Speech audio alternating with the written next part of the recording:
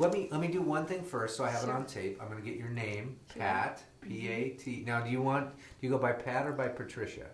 I would rather go by Pat. Pat, okay. All of a sudden, a lot of people have been calling me Patricia or Patty, but I prefer Pat. Pat. And Normoyle, N-O-R-M-O-Y-L-E. Yes. Okay. And that's just so when we go to edit this, we have that for reference Yeah. for all our editors and everything. Where, during World War II, where did you live? Well, I lived several places, but I was in. Have you heard of Bucota and Tenino and Centralia? Well, I lived. Actually, my father was a coal miner. Many years ago, we lived up in the hills, and kids nowadays have no idea what life was about. They look at you and they think, oh, she's just making that up, you know. We didn't have anything. But then I moved with my sister, my older sister, to help her with the children. And I then went to high school and graduated in Centralia. And that's where I met Corey's dad. And the astonishing thing about that, it was almost to the day that they dropped the bomb when we met. He graduated a year before I did, and he was friends with, before he met me, with a girlfriend of mine. And I was staying there because I hated living up in the hills. So Centralia was a big place. So I was visiting there, and we just hit it off. He had such a sense of humor. Well, you could see some of it with Corey, and it was just it's just hard to explain. He was so happy-go-lucky and just loved everybody, and just a wonderful guy. And are you still in high school at this point? I had not graduated yet. He had graduated. He lived in Chehalis, and he'd come over to see me in Centralia, and so that's the way it was. And actually, I didn't know him very long before, and when they actually dropped the bomb on September the 7th, I had just met him. And it was a day that I will never forget. I mean, to think that that thing could happen in our life, and we were all just. It's hard to put it into words, but we were just so sad. So because that's when they bombed Pearl Harbor.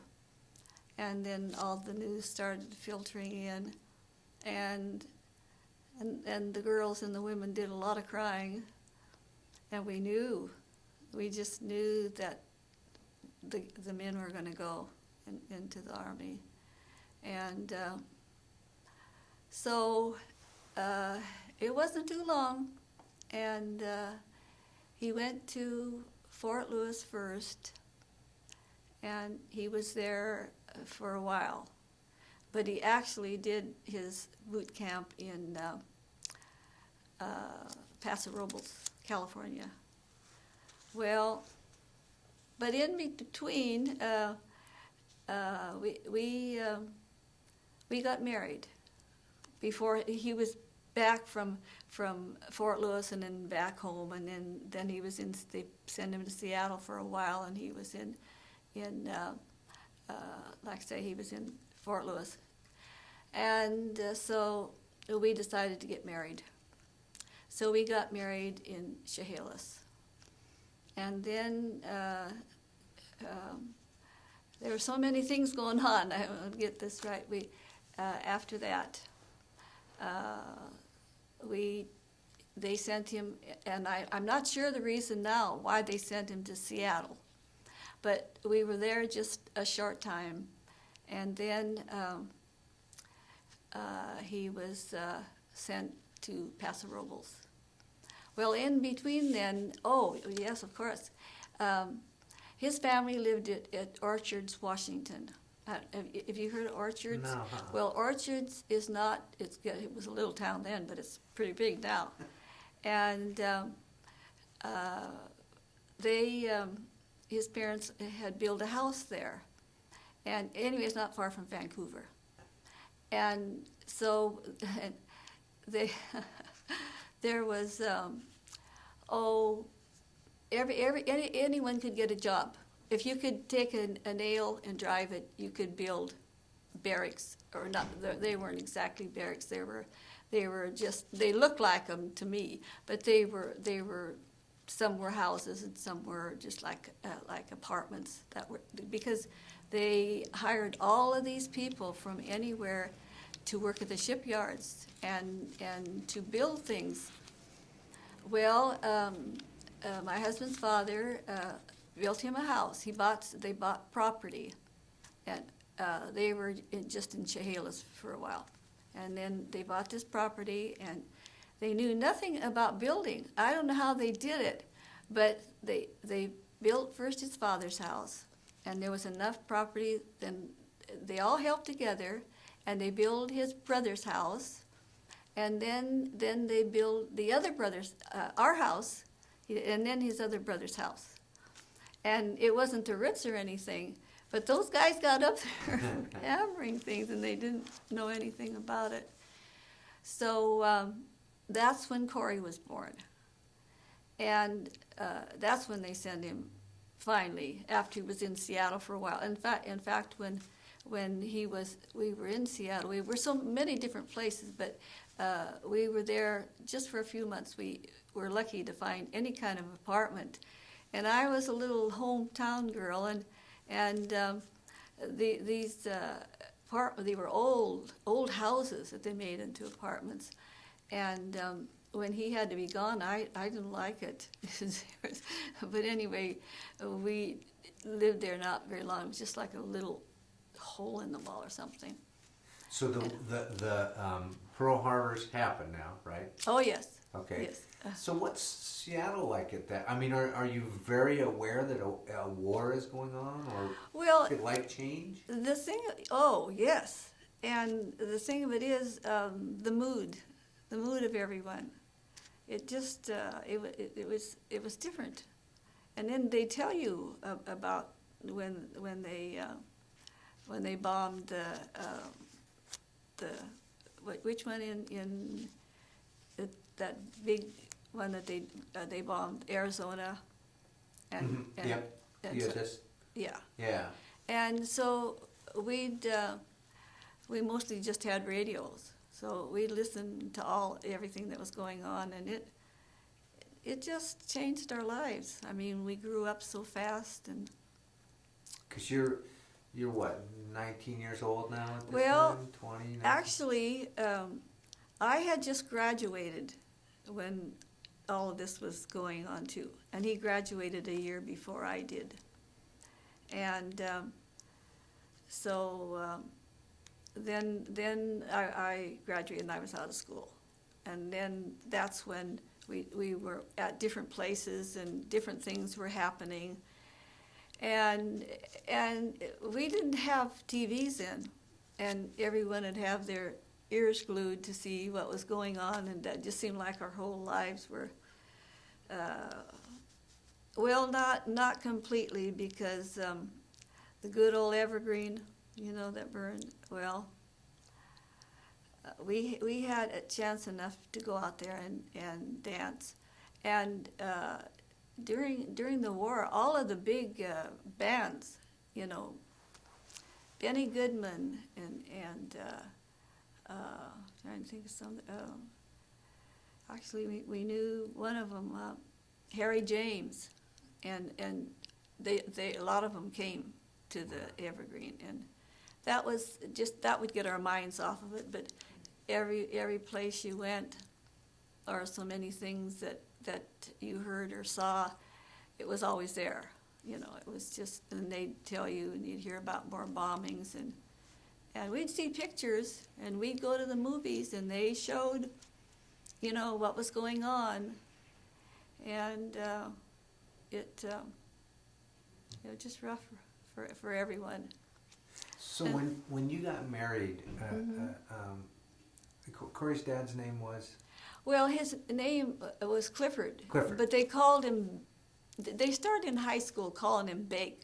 Because his last name was Baker. Oh, okay. One of his best buddies gave him that name. And it hung on. It even hung on to some of my family. Huh. But... So when you got married, had he already enlisted in the Army? Yes, he had enlisted, but there was a time just before that he enlisted that he was building these things at houses at Fort Lewis and Orchard, and that's when he built our house, and that's where Corey was born. But Corey was just a few months old when they drafted him, and so he was in Paso Robles. And my sister, her husband had built one of these little houses next door. So, and I was just devastated, to think that was going on, because Corey was just a baby. I think he put a picture of Corey in one of them when he was on our little house, on our porch. Well, so my sister said, you better get on a bus and go to Paso Robles. And of course I was just devastated, and Corey was so little, and then his dad had to just get up and leave. So I'll never forget that train trip going down there, because when you talk to the young people now and talk to the kids, they have no idea. They have everything for the Pampers where they don't have to worry, about anything getting dampened or anything. And then all you just was the barest necessities, their diapers. And then they had nothing like these plastic things. They had things like, they were knit. And that had to keep them together, but it didn't. But he was the best baby and so good-natured. And there were 3 sailors. Corey and I I had one of the seats to try to take care of him. Kids nowadays and people have no idea. But these sailors were just so nice. They just took such a liking to him. And he was that kind of a little guy, anyway, baby, that he just laughed all the time, hardly ever cried. And it was pretty difficult. With diapers, you just hoped and prayed that you had enough, and you couldn't bathe them, and I said later, I don't know what I was thinking or how I could ever go from where we left from Centralia then to go to Paso Robles. I said, I don't think I could do that again. But these sailors, they were just absolutely wonderful. And they helped me hold him and feed him and everything. So, and we got down there. So you were this brand new mom. You got this little baby. Yes. Your husband now is down at training in California. And so you're left alone. You get on the train. Yeah. You make this adventure, this girl from the big city of Centralia now. Yeah. And you go all the way down to Paso Robles. Huh. And and then we had no place to live when we got there. I mean, everything was taken. And so finally, we just looked and looked, and we I don't know whether we saw an ad in the paper, but we came in contact with these wonderful people, and they had 2 children that they were about 8 and 11, and they said, they both worked, and she said, well, I need someone to help with the cooking and everything in the house. I worked pretty hard there, but it was better than some of the places that we'd seen. So we moved in with them, and they were just wonderful to us. And but then we just decided we wanted a place of our own, and we looked and looked, and we the first place we had was nothing but just like motel rooms or something, just a room like that. And it was hard to keep track of Corey, and he was very lively. So then we did find a place that was kind of way out in the country, and you had to take in these galvanized tubs and wash in them, and you had your rinse water. And it wasn't easy. And so, but I skipped a part where I went. My sister kept Corey, and I went down to see him, and I only stayed about 3 days, and of course I knew that he was going to be leaving, that he was going to be shipping out, and so we let's see, after we were in that place, then I guess that's right when they let him have one more trip home. Yes, I know, because I skipped the first time when I went down there, and I hadn't, if anyone said that I would ever hitchhike, I was one of these little, little very, very strictly brought up young ladies. And he said, well, honey, he said, everybody's hitchhiking because it was so hard to get, everybody wanted to get up to, different places, San Francisco and every place. So we hitchhiked, and we got a ride with some very wonderful people. And when I look at it now, my kids did that, I'd have a fit. But was he in uniform at that time? I mean, oh yes. The reason I asked that is, did people see somebody in uniform and go more out of their way? Yeah, and there were so many of them that were hitchhiking, and no one thought anything about it. Well, I had different adventures like that I never thought I was ever going to have. But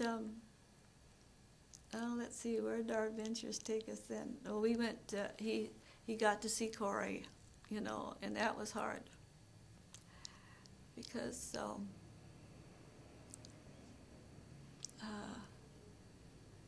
he didn't. I don't think he saw him again after that. Everything happened so fast, and so he was with us for a while, and he did some. He was always doing some work, carpenter work, and he did some things like that. And then he was sent out, and he was sent to Luzon in the Philippines.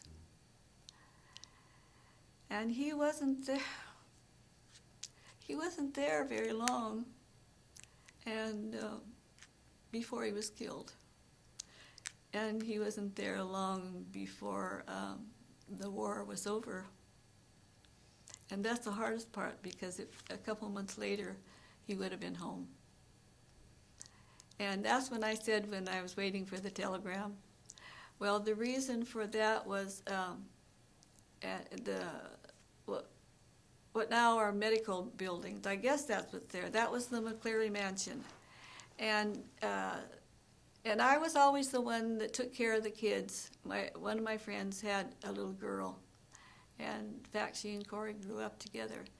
And she and our other friend worked for a dentist, and so I was the housekeeper and took care of the children. And everybody thought, boy, this is a mansion, living in this. Well, they kept up the rooms and everything. It was a really nice place. And I'm gonna hold it for just a second. Sure. Because I'm getting a beep in my ear, which means I have to switch tapes. Oh, okay. And When are you going to start writing that book? Because I have many stories of what it was like living in a town that small, and my daddy down in the coal mines. And but that's another story. It really is. I mean, kids just don't realize. I know. We didn't even have an ice box, and the few people that did, we thought, oh, that was, that was so wonderful. But anyway, we just had to get by what we had. So I'm gonna back up just a little Yeah. bit, and I'll set it up. Okay, so you're living in Olympia now, and you're living at the McClary Mansion, Yes. which is on Capitol Way. And I take it you had taken a room there, rented a room or something. Oh no, we had our own a lovely apartment. Oh. See, they were all made into apartments. They were beautiful, and every once in a while, I would go down and where the kitchen was, where I was the cook and I did all the washing and everything. Took care of it.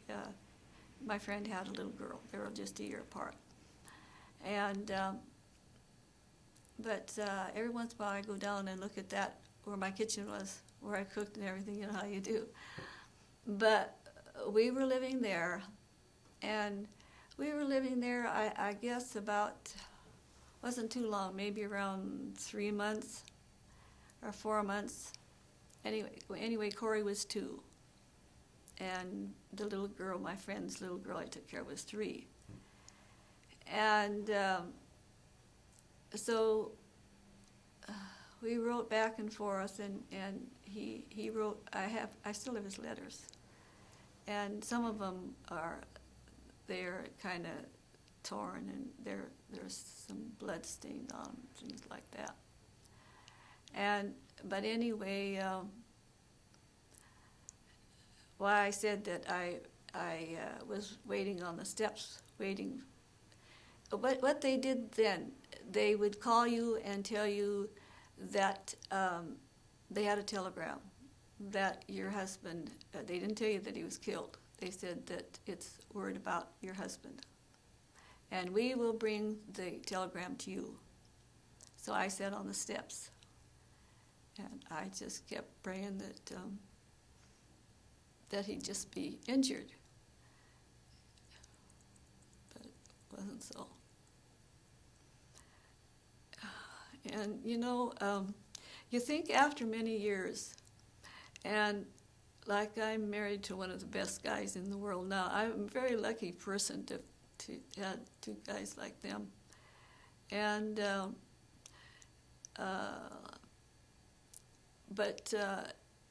and it was so close to the time that the war was over with. And I just I was devastated, absolutely devastated. And of course Corey was too small, he didn't understand. But so then I stayed on with them for a while, and finally, my mother and I took the bus and went back down to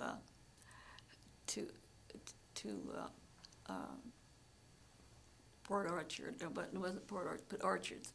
It's just Orchards. It wasn't Port Orchards, but that's where the town was outside of Vancouver. And my mother rode down in the bus with me. I'll never forget that. The longest bus ride. But Howard, or Bake's parents, were wonderful. And they just, I wanted to be with them. It was very, very tough on their family. Because he was the kind of guy that it's hard to explain. He was funny all the time. He was laughing all the time, and he would give you anything, his last penny. And I got letters and letters from his friends at high school, and so we stayed and visited them for a while, and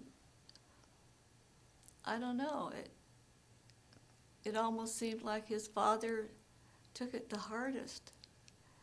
It was really hard, like it was for any of the men that were killed and women, and there certainly were both men and women that were killed.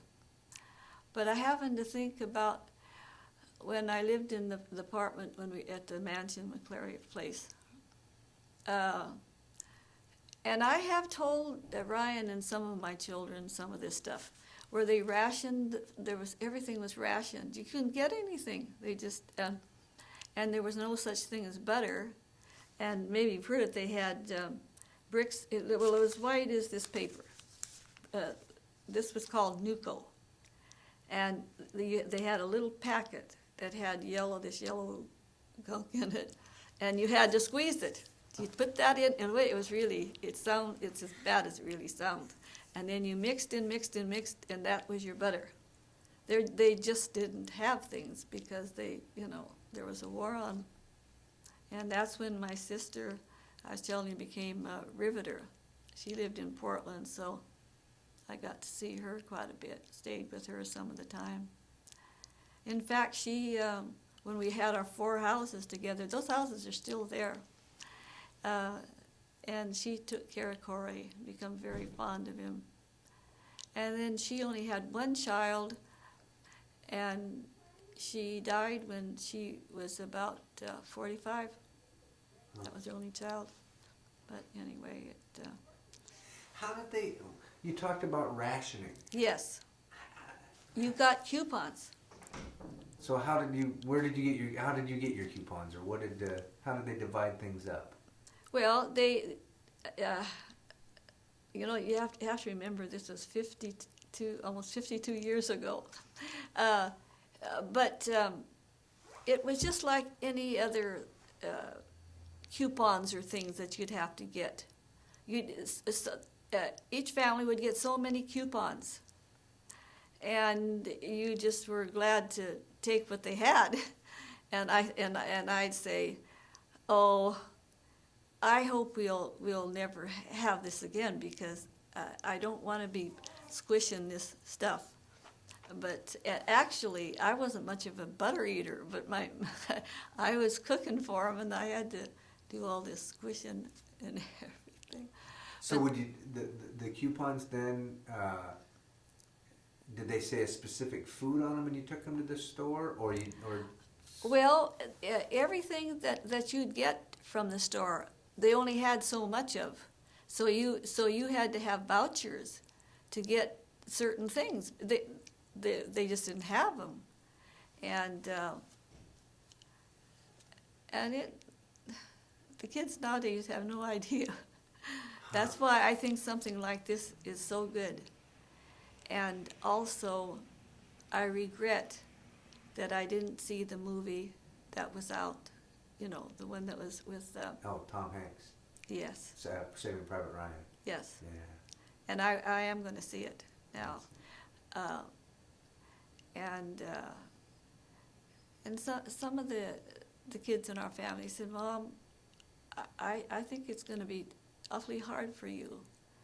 And I said, well, you think after this so many years that it would be easier, but when you come across something like the letters that, and he talked about Corey, and he was just so young, and he and I knew him, and he volunteered, and so he was killed. He volunteered to, he was protecting his men. And he got the Silver Star and the Purple Heart. And and we just said there isn't any honor big enough or medals big enough for him. He was that kind of a person, and it's such even at my age, and we were married a long time, but it's something you never get over. Do you is it hurt you feel or anger you feel? it's a mixture of things. It's a mixture of why did this have to happen, and why did he have to go? And then there was confusion about where he was buried, because of the fact in Luzon there is a Santa Barbara, and of course in California there's a Santa Barbara, and so there was a mix-up, and so his father, they gave that information to his parents. We didn't know why, but it didn't make any difference. I had the medals and so many things like that. But he understood that, and this is really bizarre, that they sent him over and buried him in Santa Barbara, California. Well, it wasn't that way. They first, there is the big graveyard in Santa Barbara, Luzon. Well, it's Luzon something else, Leyte or something like that George calls it. And so then we find out, and this is really strange, that they did send him then to Santa Barbara, California. And we got the letter from, it was an official letter and everything. And then, about 6 months ago, well, Corey has a very close friend. He goes back and forth to visit in San Francisco. And his friend was wandering around a cemetery, and there, lo and behold, they had moved him to San Francisco. And that's where he is. And we're going down there. Oh, really? Yeah, George will go with me in San Francisco. Huh. And it's just like, and it's hard for some people to understand that when we go up to the Capitol on Memorial Day, and when I first saw his name up there, and we had quite a few bricks from our children, and then we have the bricks for George, and because our children, they didn't want, for one reason, for their dad to not have the same the same honor that Corey's dad, but they've never had any problem with it. And George has never had any problem with it. He raised Corey, and Yeah. Corey is crazy about him, very close to him. So, I don't know, the world works in strange ways. And this time, when on Memorial Day, you know how large a family we have, and you remember at our anniversary, I said 11 of them aren't here, and they weren't. So anyway, we're trying to get as many to be up here, and the last few times they go to the cemetery, and they see the bricks, and my daughters and the boys don't, they walk away. They don't want anybody to see, but the girls are very emotional because their dad's there, and also of course their brother, and but we're trying to get more of the younger ones, like Ryan, that's I stop and think 19, and all of our children. Of course, that'd be quite an undertaking. But anyway, and for them to really, really understand what it's all about, and the suffering and what everyone had to go through. And you'd think, and I've talked to people about this, that you'd think with a lot of years going by that you wouldn't have the same ache inside of your gut, but believe me, it never goes away. And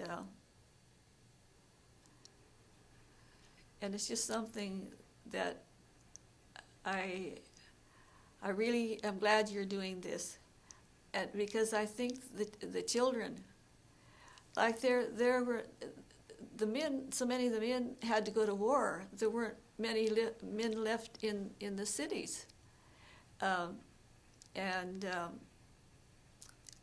it was really tough when they didn't have their fathers, and they need to know just really what happened. And because I've talked to so many of them, and my children and my friends' children, and yeah, they know when you're supposed to salute the flag, but they not too many of them go up to the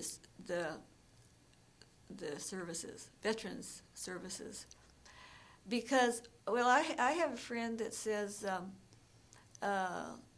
oh, it's just too much for me, I can't do it. And I say that's really too bad, because it is too much. But if you walk away from everything like that, you're going to miss a lot of feelings that you really need to have. Do you, because your husband was killed by the enemy, do you hold an animosity to the enemy? I mean, or do you make that association at all to the loss of your husband? I mean, is it more, I lost my husband and that's a personal thing, or I'm angry because of this enemy that we were fighting a war, or? Oh, it's really all of what you said. I mean, it was just more than we could understand, and of course we were younger. I don't know if that makes any difference or not, but and then there were so many things that went on when they put the Japanese people into the barracks, and you see, and it just, you wonder why something like that would have to happen. What those children thought when they herded them off and put them in those barracks, and everyone's lives were just so changed that they never be the same. And but still, we have a lot of grandchildren and friends, and our children are really coming around and wanting to realize what everything was really about, And I know, because when we went last year, and the girls went, and Brent and Tree, Dana went later. But Steve, our son that lives in Portland, I don't know if I could get him to go. He's like my friend. He avoids things. If you can, it's just too hard for me. I'm not going to do it. But I think he will come around one of these times, because he loves his dad,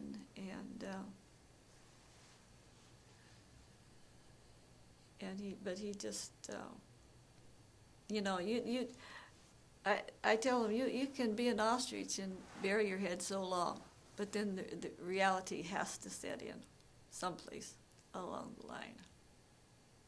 Do you think, is there a message from World War II for future generations that you would want to leave with your great-grandchildren that you may never meet, may never fully know? Well, I think, first of all, they really need to know the full scale of it. I mean, we were just kind of talking a little bit about the kids were about the Dyer of Anne Frank. They need to know that story. They need to know all the stories, and they need to know all the atrocities, whether they want to or not. Because when you finally know everything that's gone on, and what the Japanese did, and of course,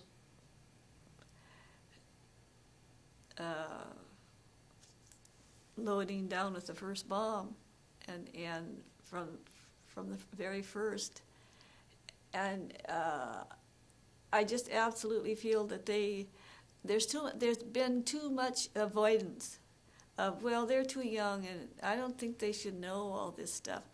And I also strongly believe that when you do know things, I know because of the changes in me through all these years, and not knowing a lot, wanting to know a lot of things earlier on, and now I don't run away from anything, because like I've tried to tell my friend and Steve a lot too, that you don't understand this. You think that if you can't hear anymore, if you hear all of these gruesome, terrible things that went on, that you're just going to want to crawl in a hole and you'll be weaker. I said, no.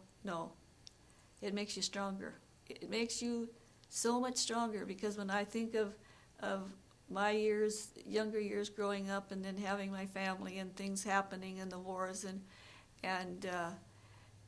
if you turn your face away from it, and that's what I used to do, and I wasn't as strong as I am now, and the more that I really face the reality of what really happened in the war, and to all the families, and the tragedies and the horrible things, and it breaks your heart, but it makes you stronger. And I know, like some of our friends, and even actually not the girls. The girls are willing to go up to the Capitol and go to the ceremonies, but actually it's more the boys. But I'm sure they'll come around, because we've talked about, if you run away from all of it, you're not going to get stronger. You're going to get weaker. So how do they? You talked about getting the telegram. yeah. How do they break that to you? I mean, is it just straightforward, or what's? Well, I was sitting on the steps at the McClary house, and he just rode up on his bicycle, said, "I'm sorry, ma'am, give me the telegram." And I just kept praying, please, just let him be wounded. I really thought that. Well, it wasn't. But then he just got on his bike. But there, he, poor guy, what could he say? He probably thought all the way going up there with the telegram, boy, I sure hate to take this to this young woman. She's not very old, And but then my friends were all right there. My mother came up, and I think if I'd been in some big city like New York, or didn't have anyone, I just hope there was someone that they could have, or to have the guts enough to do it, because that's hard to go do it alone. Had you seen this before? I mean, had you seen the telegram person come to neighbors? Very, very little. So you were the real first person? Oh yeah, I was the only one that came to the the mansion, McClary place where I was living, and I never hadn't seen anyone. I just had known of some that got word of it, but I think one of the and you these things you never forget. they'll be out of your mind for a while, and then something you'll see or something you'll hear, it just brings it right back like that. And I had heard of knowing other people, not personally. I didn't really know. I did a little bit later. One of my good friends, but that was a little bit later. But there weren't too many people that I knew that had lost anyone. But of course they told about them on the movies. But it was just something, I don't know. I just had the idea, being so young and everything, that he was going to be back. That wasn't going to happen. We had this beautiful child, and I really had that confidence that nothing was going to happen to him. But and it wasn't just him. It's so many. Like George, he would. I couldn't understand it, but his parents signed the papers and let him go. And we've talked about that. I said, I would never, ever want my sons to go before they're 18. He was about 17 and a half, and he was in the Legian, what's that other name? Well, he knows. I'll think about it, see, in a minute. But he was in Australia. He was in the worst, well, I told you part of the story, but the worst swamp there ever was, the fighting. And another thing that happened due to the war, because of the war, how it happened, was some of the boys and the men that came home, it affected them so much they never changed. I mean, it literally destroyed them. They a lot of them weren't they were living on the street. They couldn't face it. I mean, you've read so many things about that, and not just the Korean War, but in the United States War, it was something that was so traumatic and so fiercely unbearable to even think about that. I didn't know a lot of people like that, but my children have, like Leah and some of the older kids, new guys that just never came out of it. Well, now, it affected George pretty heavily, didn't it? Oh, yes. I mean, yes. He's still to today 57. Oh, yes. Yes, he, and George is not like me, and I'm glad he isn't, where I'm quite verbal. And I talk and I express my opinions and things. But he keeps so much to himself. But there's something that happened to George. George was a twin. They were the most beautiful children you ever saw. And their grandparents dressed them identical, and they have pictures and pictures. And his twin died of rheumatic fever, and George's never the same. It's never the same. And they are the most adorable children you ever saw. And he's been very quiet, more like a quiet person ever since then. And then he, for some reason, he wanted to go into the war. And he and his buddy, like I told you, they didn't expect to come back on that ship. And then it was the weirdest thing, and it was way later. He gets this package in the mail, and it's got metals, high metals in them. He did have some metals, but and they don't know why they overlooked it. But this has just been in the last year, and I said, "My gosh, you got those medals." I mean, but he just put them away, and he didn't say much about it. But I told our kids, because I knew they wanted to know, and they think their dad is just, there's just no one like him, and they're very, very proud of him. But he's the person that really keeps too much to himself, and his accomplishments and everything, what he did down there was truly. Because Tricia says that like 4th of July is tough for George because of the fireworks and. Just a second here.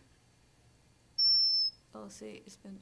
Gotta get it just right. Yeah, I think it's okay. I'm sorry. No problem. Tricia talked about the 4th of July and said that George has the 4th of July and the fireworks bother him as a result of his. There's been a lot of times because it's just the difference in people. I mean, if I were bothered by things, people would know it. But he walks by himself. He walks away, and